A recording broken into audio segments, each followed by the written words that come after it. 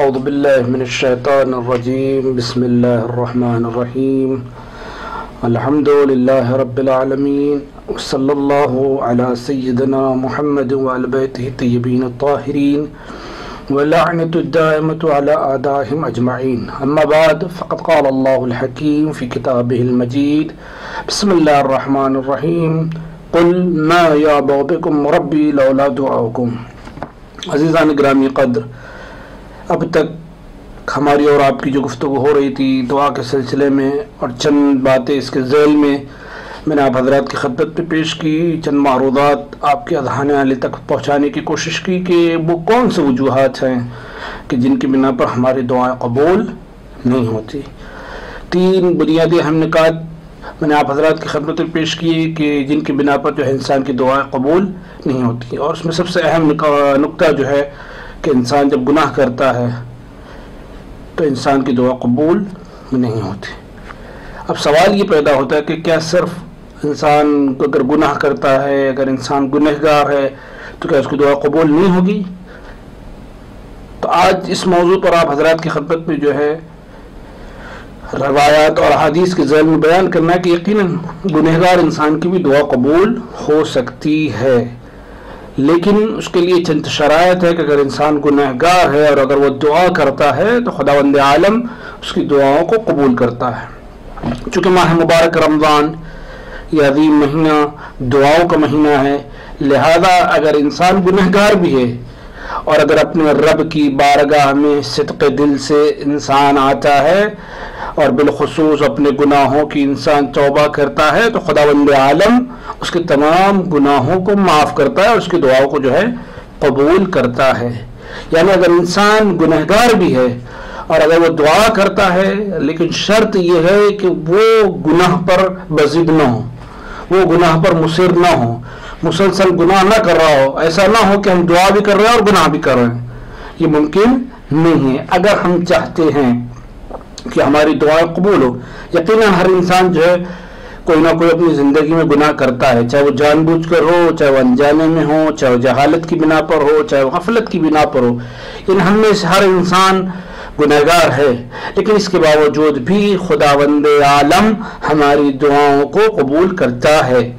لیکن شرط کیا ہے کہ ہم سب سے پہلے اگر چاہتے ہیں کہ ہماری دعائیں قبول ہو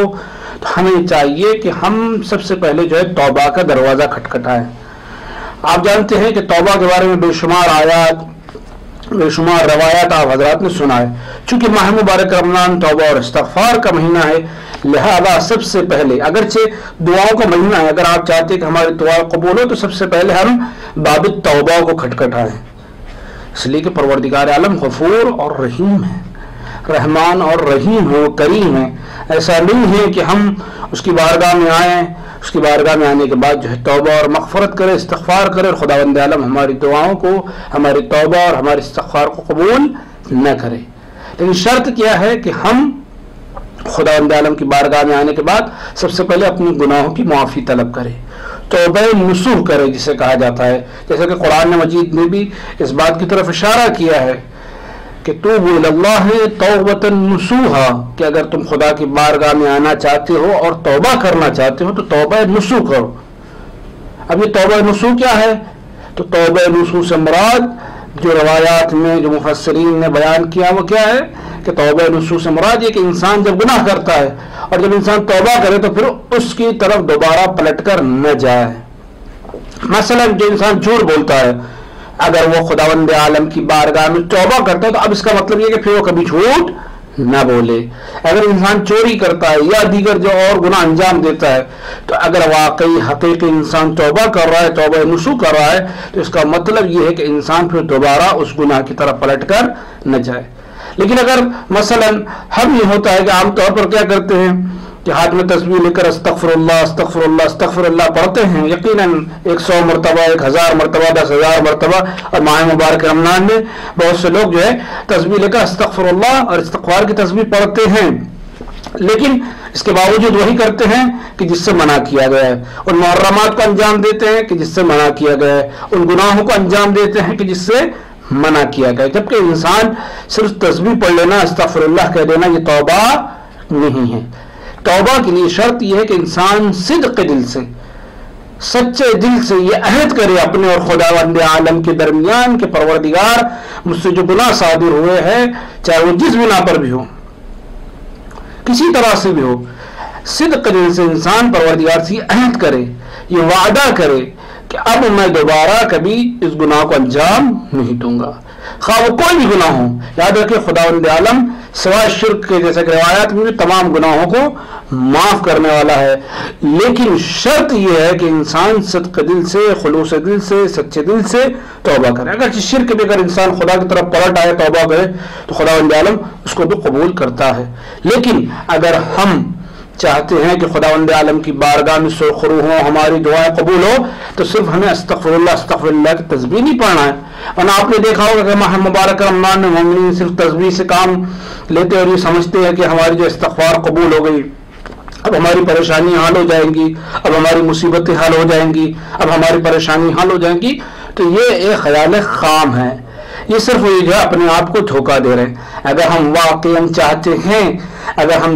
ہیں کہ ہماری دعائیں قبول ہو، خداوند عالم ہماری بات کو سنیں، بارگاہ الہی تک جو ہے ہماری آواز پہنچے، تو ہمیں چاہیے کہ صدق دل سے پروردگار عالم کی بارگاہ میں توبہ کریں، اور جیسا کہ میں نے بتایا کہ ہم عہد کریں کہ دوبارہ اب ہم اس گناہ کو انجام نہیں دیں گے۔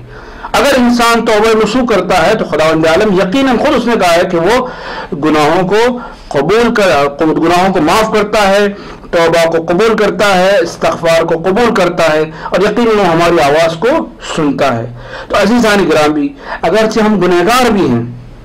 جیسا کہ اس سے پہلے بھی ہماری گفتگو ہو چکی، ہمارے گناہوں کی بنا پر ہماری دعائیں قبول نہیں ہوتی، لیکن اس کے باوجود بھی ہمیں چاہیے کہ اگر ہم گناہوں کی معافی خداوند عالم سے طلب کریں تو بے شک وہ غفور الرحیم ہے، وہ کریم ہے، وہ ہمارے گناہوں کو معاف کرے گا اور ہماری دعاؤں کو قبول کرے گا۔ اس لیے کہ ایک مومن کے لیے دعا بہترین اسلحہ ہے۔ آپ حضرات بارہا اس کو سن چکے ہیں کہ دعا جو ہے مومن کا اسلحہ ہے، دعا مومن کے لیے سپر کی حیثیت رکھتا ہے، اور جب انسان میدان جنگ میں جاتا ہے تو دو چیزوں کو لے کر جاتا ہے، ایک اسلحہ ساتھ میں لیتا ہے اور ایک سپر جو دشمن کے وار کو روکتی ہے۔ اور دعا چونکہ انسان کی قضاء و قدر کو بدل دیتی ہے، حتیٰ کہ موت تک کے انسان کو ٹال دیتی ہے، لیکن شرط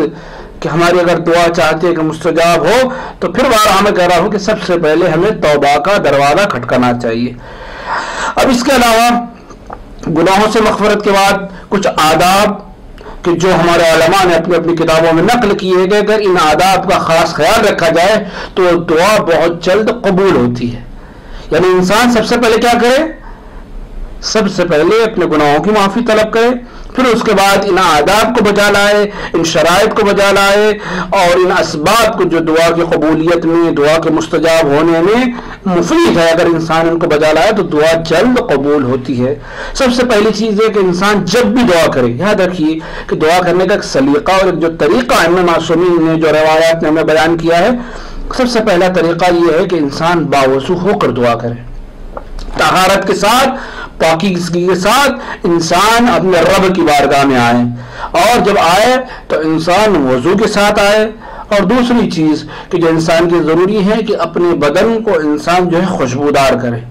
یعنی کسی خوشبو کا استعمال کرے، اور خوشبو کا استعمال کرنے کے بعد گویا خداوند عالم کی بارگاہ میں جب ہم جا رہے ہیں تو ہمیں چاہیے کہ ہمارا ظاہر بھی مرتب ہو، اگرچہ باطن ہمارا مرتب ہونا چاہیے۔ جب ہم نے توبہ کی، جب ہم نے استغفار کیا تو ہمارا باطن جو ہے پاک ہو گیا، لیکن ساتھ ساتھ کوشش کرے، یہ مستحبات میں سے، آداب میں سے کہ انسان اپنے ظاہر کو بھی مرتب کرے۔ عام طور پہ ہم دیکھتے ہیں کہ ہماری مسجدوں میں، ہماری امام بارگاہوں میں، یا عام طور پہ مومنین جب نماز کے لیے آتے ہیں تو اتنا اہتمام نہیں کرتے۔ بعض افراد کو آپ نے دیکھا ہوگا کہ وہ یوں ہی چلے آتے ہیں، میلا کو چیلا لباس پہن کر، گندا سا لباس پہن کر، یا بعض افراد جو ہے اس سے بھی بدتر حالت میں جو ہے جسموں پر کپڑا بھی نہیں ہوتا، ایک لنگی بندی ہوتی ہے مثلا، اور آنے کے بعد وہ جانماز پر کھڑے ہو جاتے ہیں۔ عزیزان گرامی، یاد رکھیے کہ آپ کس کی بارگاہ میں جا رہے ہیں،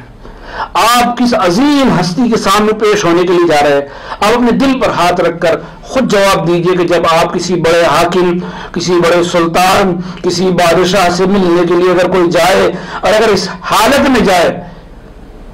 تو آپ یقین مانیے کہ لوگ اسے کیا کہیں گے؟ یہ توہین ہے، یعنی یہ اہانت ہے یا نہیں؟ آپ خود سوچیں کہ اگر خداوند عالم کی بارگاہ میں آپ جا رہے ہیں، اگر اس معبود کی عظیم بارگاہ میں آپ پیش ہونے جا رہے ہیں، تو آپ کا ظاہر بھی، چاہے وہ لباس ہو چاہے وہ آپ کا جسم ہو،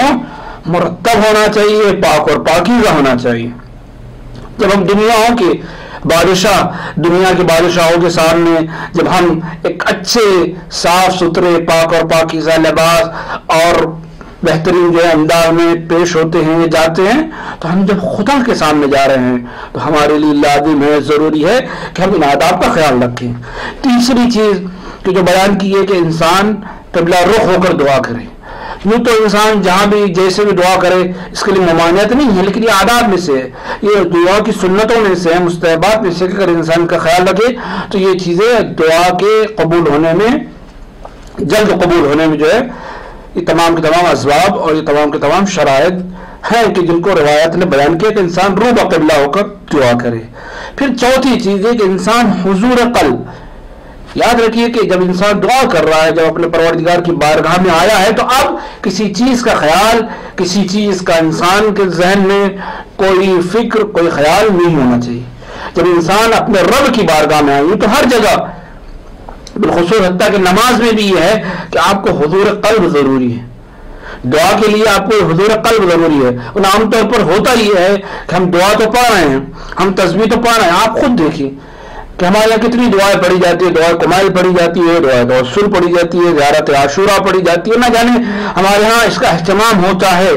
لیکن ہم کہیں ہوتے ہیں ہمارا ذہن کہیں ہوتا ہے، ہم کہیں ہوتے ہیں ہمارا خیال کہیں ہوتا ہے، ہم بیٹھے ہوئے مسجد میں ہیں لیکن ہمارا خیال جو ہے بازار میں ہے، ہم بیٹھے ہوئے جو ہے امام بارگاہ میں ہیں لیکن ہمارا خیال جو ہے بازار میں ہے۔ حتیٰ کہ بعض افراد جو زیارت کے لیے ادبات عالیہ کربلا اور نجف آتے ہیں، یہ آنے کے بعد حرم میں بھی آنے کے بعد انسان کا ذہن و خیال کہیں اور ہوتا ہے۔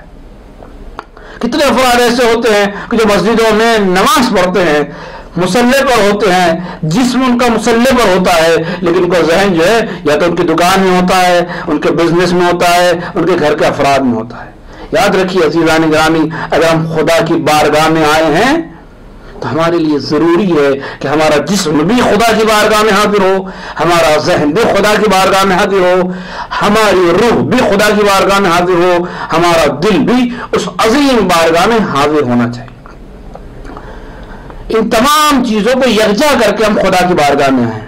جیسا کہ مشہور ہے کہ ایک شخص جو ہے نماز جماعت کا بہت پابند تھا، ایک لطیفہ ہے، ایک اس طرح سے بیان کیا گیا ہے، مشہور ہے کہ آنے کے بعد اس کی نماز جماعت ترک نہیں ہوتی تھی۔ ایک مرتبہ اتفاق سے ہوا کہ اس کی نماز جماعت ترک ہو گئی اور وہ بیٹھ کر جو ہے مسجد کے دروازے پر رونے لگا۔ اب جو امام تھے، جو پیش امام تھے، وہ گھبرا گئے کہ بھائی کیا ہوا، کہا جو ہے میری نماز جماعت ترک ہو گئی۔ امام جماعت نے سوچا کہ واقعی کتنا مومن بندہ کہ ایک دن کی نماز جماعت ترک ہو گئی اور وہ اتنا رو رہا ہے، اتنا گرگیا کر رہا ہے، اتنا گڑگڑا رہا ہے، پچھتا رہا ہے، بہت ان کو تکلیف ہوئی۔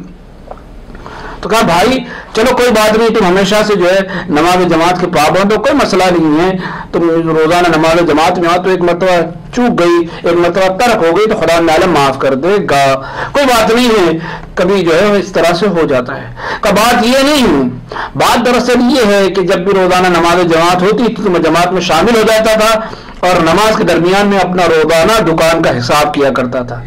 آج جب کہ میرا نماز جو ہے ترک ہو گئی ہے، اب میں کیسے حساب کروں گا، میں اس لیے رو رہا ہوں۔ تو آپ دیکھیں کہ کیسے افراد ہوتے ہیں، کیسے انسان ہوتے ہیں کہ آپ نماز جماعت میں شامل ہوئے، اب آپ نے جو ہے اللہ اکبر کی تکبیر کہی، اب اس کے بعد امام کیا پڑھا اس سے آپ کو کوئی مطلب نہیں، امام نے رکوع کیا آپ نے رکوع کیا، امام نے سجدہ کیا آپ نے سجدہ کیا۔ تو عزیزان گرامی، جب بھی یاد رکھیے خدا کی بارگاہ میں آئیں تو یہ ہمارا صحیح طریقہ نہیں ہے، بلکہ ہمارے لیے ضروری ہے کہ انقطاع کی صورت میں ہم خدا کی بارگاہ میں، انقطاع کی صورت کیا ہے کہ دنیا اور مافیہ تمام چیزوں سے، کائنات کی جتنی بھی اشیاء ہے اس سے منقطع ہو کر ہم صرف اور صرف خدا کی یاد رکھیں۔ یہ چیز ضروری ہے حضور قلب کے لیے کہ ہم تمام دنیا اور مافیہ سے اپنے آپ کو منقطع کر کے، نہ پھر اولاد کا انسان کو خیال ہو، نہ اپنے بزنس کا خیال ہو، نہ مال کا خیال ہو، نہ کسی چیز کا خیال ہو، بس اگر ذہن و قلب میں اگر کسی کا خیال ہو تو خداوند عالم کی ذات کا خیال۔ تو اگر اس طرح سے انسان خداوند عالم کی بارگاہ میں آتا ہے اور دعا کرتا ہے تو انسان کی دعا قبول ہوتی ہے. اس لیے پانچویں امام فرماتے ہیں کہ جو دعا کے 6 اہم ارکان ہیں اس میں سے حضور قلب، حضور ذہن جو ہے سب سے اہم رکن ہے. لہذا ہمیں چاہیے کہ ہم جو حضور قلب کے ساتھ، حضور ذہن کے ساتھ اور خداوند عالم سے لو لگا کر خدا کی بارگاہ میں آئیں، دعا کریں تو خداوند عالم ہماری دعا کو قبول کرتا ہے. ایک اہم چیز کہ جو ہماری دعا قبول کیوں نہیں ہوتی کہ ہم خداوند عالم سے حسن ظن نہیں رکھتے. عام طور پر یہ دیکھا گیا ہے کہ مومنین کے درمیان میں جو چیز بہت کم ہے کہ وہ خداوند عالم سے حسن ظن نہیں رکھتے. یاد رکھیے کہ حسن ظن اور سوء ظن ایک ایسا مسئلہ ہے کہ جو ہماری شریعت میں یہ تو عام انسانوں کے ساتھ بھی سوء ظن کو منع کیا گیا ہے. سوء ظن کیا ہے کہ ہم کسی کے بارے میں غلط سوچیں، کسی کے بارے میں غلط فکر کریں. اور حسن ظن یہ کہ کسی کے بارے میں ہم اچھا سوچیں، اچھا خیال کریں. یعنی اگر آپ کچھ کرتے ہیں، اس لیے بعض روایات میں یہ تذکرہ ملتا ہے کہ اگر کسی مومن کو کوئی حرکت کرتے ہوئے دیکھے تو ہم یہ سوچیں کہ وہ اچھا کر رہا ہے. مثلا ایک شخص جو ہے سینما تھیٹر سے باہر آ رہا ہے یا قریب سے جو ہے کسی گلی سے باہر نکل رہا ہے تو ہم یہ نہ سوچے کہ یہ مومن ہے اور یہ جو فلم دیکھ کر باہر آ رہا ہے، بلکہ ہم یہ سوچے جیسا کہ روایات میں ہے کہ ایک مومن کے فعل کی 70 تعویلیں کریں. ممکن ہے ہم کہیں کہ وہ اپنا قرض لینے کے لیے اندر گیا ہو یا کسی سے ملنے کے لیے گیا ہو. یعنی ہم یہ چاہیے کہ ہم حسن ظن یہ رکھے کہ وہ کوئی برا کام کرنے نہیں گیا ہے. جبکہ ہمارا سوسائٹی آج ہمارا معاشرہ بالکل اس کے الٹ ہے کہ ہم سوء ظن آپس میں اتنا رکھتے ہیں کہ ایک مومن دوسرے مومن پر اطمینان نہیں رکھتا. آپ مسجدوں میں دیکھیے جیسا کہ خود روایات میں بھی ہے کہ آخر الزمان میں لوگ جو ہے ایک صف میں کھڑے ہوں گے لیکن ایک دوسرے کے ساتھ دوسرے کا دل جو ہے ملا ہوا نہیں ہوگا. یعنی جسم تو ساتھ میں ملا ہوا ہوگا لیکن لوگوں کے دل ایک دوسرے سے ملے ہوئے نہیں ہوں گے. بغض حسد ہوگا، سوء ظن ہوگا. ہم جو ہے ایک مومن کو چاہیے کہ دوسرے مومن کے ساتھ حسن ظن رکھے، کوئی برا تصور نہ کرے، بلکہ اگر کوئی ایسا بھی فعل جو آپ مومن سے دیکھتے ہیں تو اس کی تعویل کرنے کی، یہاں تک روایت میں 70 تعویلیں کریں. تو جب ایک عام مومن کے لیے یہ ہے کہ اس کے ساتھ حسن ظن رکھے، سوء ظن نہ رکھے، تو آپ خداوند عالم کے لیے سوچیے کہ خداوند عالم سے حسن ظن رکھے کہ اگر ہم دعا کریں تو یہ نہ سوچے خدا دعا قبول نہیں کر رہا ہے. خداوند عالم معاذ اللہ بعض لوگ جو ہے جب دعا قبول نہیں ہوتی تو شک اور تردد میں پڑ جاتے ہیں، حتیٰ کہ بعض لوگ جو ہے کفریہ کلمات بھی اپنی زبان سے جاری کر دیتے ہیں. ایسا نہیں. یاد رکھیے کہ اگر ہماری دعا قبول نہیں ہو رہی ہے، پھر میں بار بار کہہ رہا ہوں، تو خداوند عالم سے کبھی سوء ظن نہ رکھیں. آپ دروازہ کھٹکھٹاتے رہیں، آج نہیں تو کل کھل جائے گا. اس لیے بہت مشہور مسئلہ ہے کہ ہمیشہ دروازہ کھٹکھٹاتے رہیے، ایک نہ ایک دن دروازہ ضرور کھلے گا. یقیناً ہم بار بار دعا کرتے رہے، ایک نہ ایک دن باب استجابت ضرور کھلے گا. لیکن ان آداب اور شرائط کے ساتھ کہ جس کو بیان کیا گیا ہے کہ ہم ان آداب اور شرائط کے ساتھ باب استجابت کے دعا کو جو ہے کھٹکھٹاتے رہیں، مانگتے رہیے. ہو سکتا ہے کہ خداوند عالم کی جیسے کہ ہم نے بیان کیا قبول نہ ہونے میں کوئی مصلحت ہو، لیکن ہم خداوند عالم سے سوء ظن نہ رکھیں بلکہ حسن ظن رکھیں کہ پروردگار اگر تو نے میری اس دعا کو قبول نہیں کیا، جیسے کہ مولا امیر المومنین نے فرمایا کہ ممکن ہے اس میں میرے لیے کوئی خیر دنیا میں نہ ہو. قرآن نے خود کہا ہے کہ بہت ساری ایسی چیزیں ہیں کہ جن کو تم پسند کرتے ہو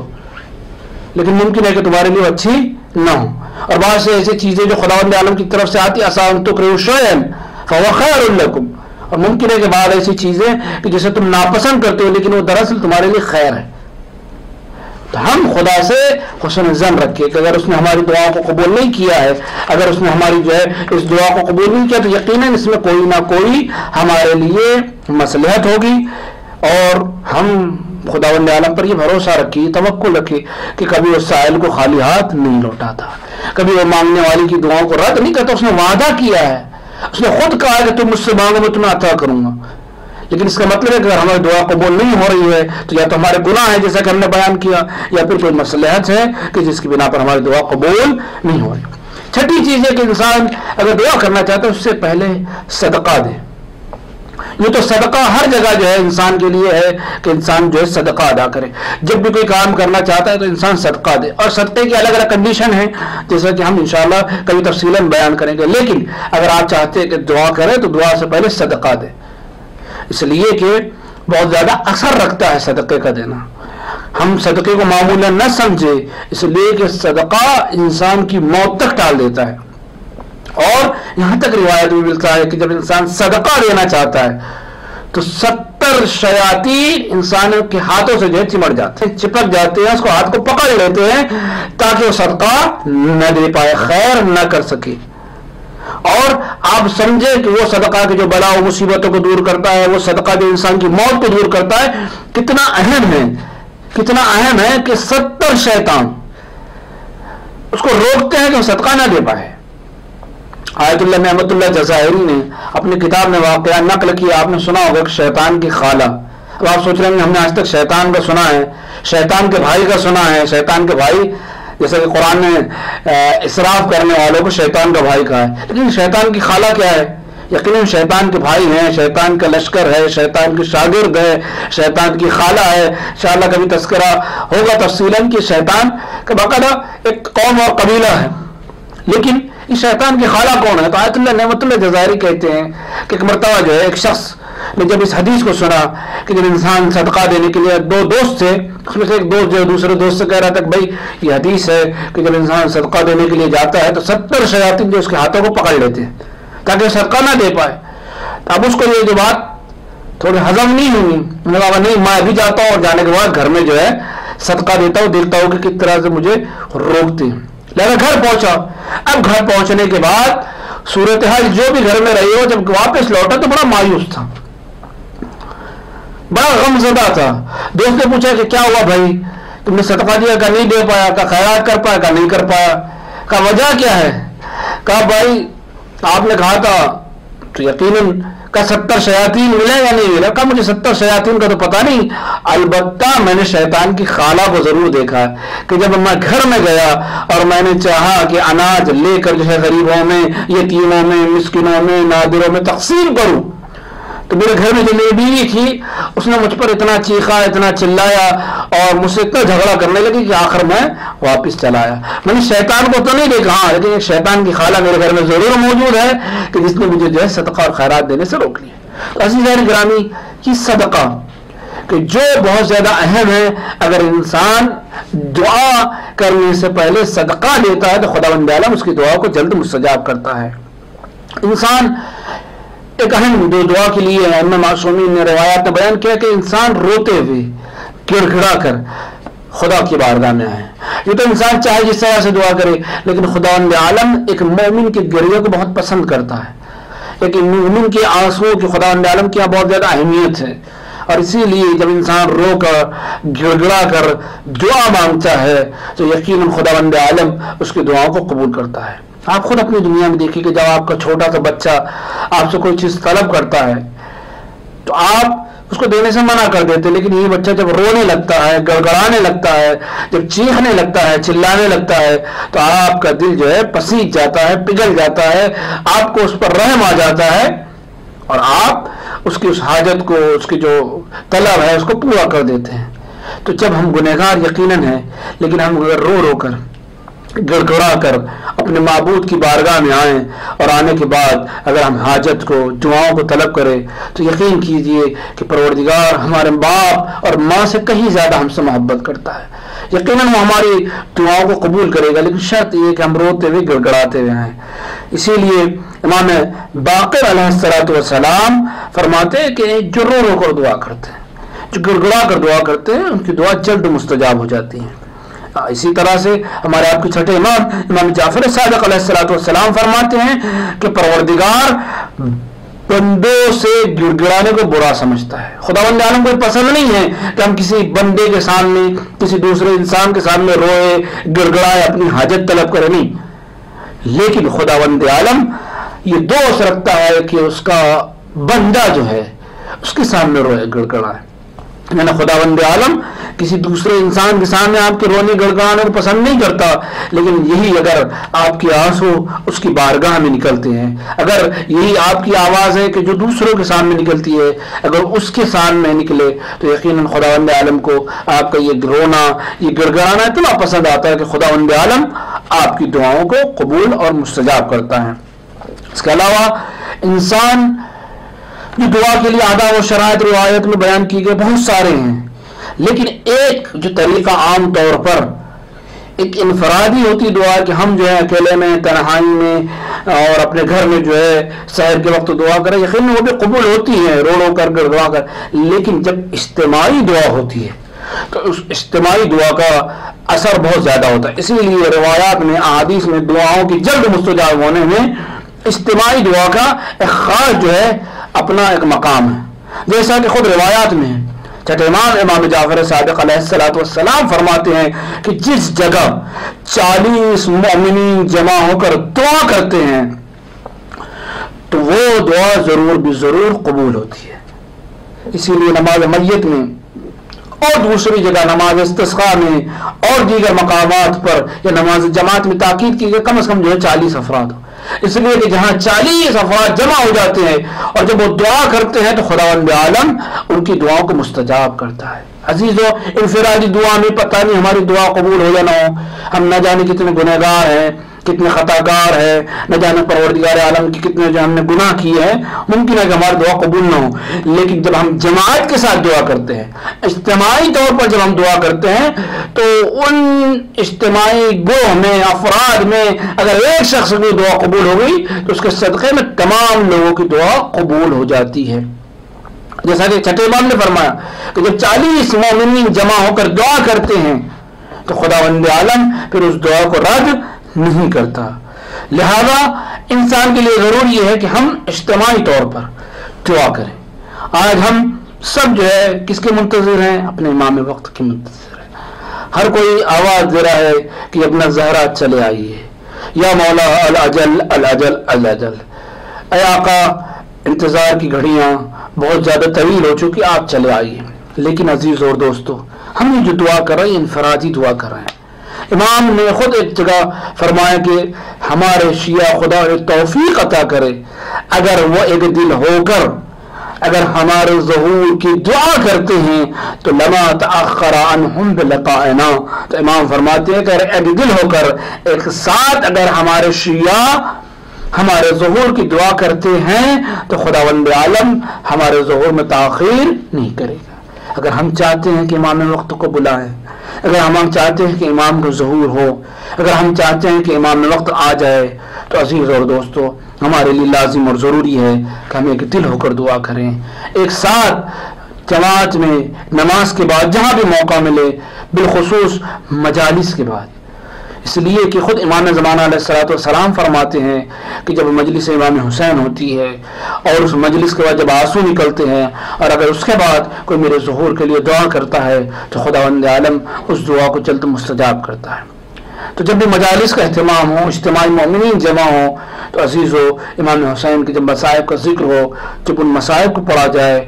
آنسو نکلے تو انہیں مصائب کے حوالے سے اپنے وقت کے امام کے لیے دعا کرے کہ پروردگار ہمارے وقت کے امام کہ جس کا ہم انتظار کر رہے ہیں، ساری دنیا انتظار کر رہی ہے، پروردگار اس زہرا کے لال، اس عسکری کی کوشش جگر، فرزند زہرا، حجت خدا، دلبند علی مرتضیٰ کے ظہور میں تعجیل فرما. آئیے آخر میں خداوند عالم کی بارگاہ میں ہم مل کر امام وقت کے لیے دعا کریں، اپنے لیے دعا کریں، اپنے برادر مومن کے لیے دعا کریں، اپنے عزیز اور رشتہ داروں کے لیے دعا کریں، اپنے پڑوسیوں کے لیے دعا کریں اور تمام مومنین مومنات کے لیے دعا کریں، اپنے مرحومین اور مرحومات کے لیے دعا کریں. ہمیشہ انسان جب بھی دوسروں کے لیے دعا کرتا ہے تو دوسروں کی دعائیں ایک دوسرے کے حق میں قبول ہوتی ہے. بس آخری جملہ اس کے بعد احمد تمام کہ مومنین کی دعائیں ایک دوسرے کے حق میں قبول ہوتی ہیں. اسی لیے کہا گیا کہ جب بھی کوئی بیمار ہو تو اس کو چھپایا نہ جائے بلکہ دوسرے مومنین کو خبر کی جائے کہ وہ دعا کریں. کیوں؟ اس لیے کہ جب بھی کوئی دوسرا مومن دعا کرتا ہے تو پتہ نہیں کس کی دعا جو ہمارے حق میں قبول ہو جائے. اسی طرح سے کوئی مر جائے تو مومنین کو اطلاع دی جائے تاکہ یہ دعائیں مغفرت کریں.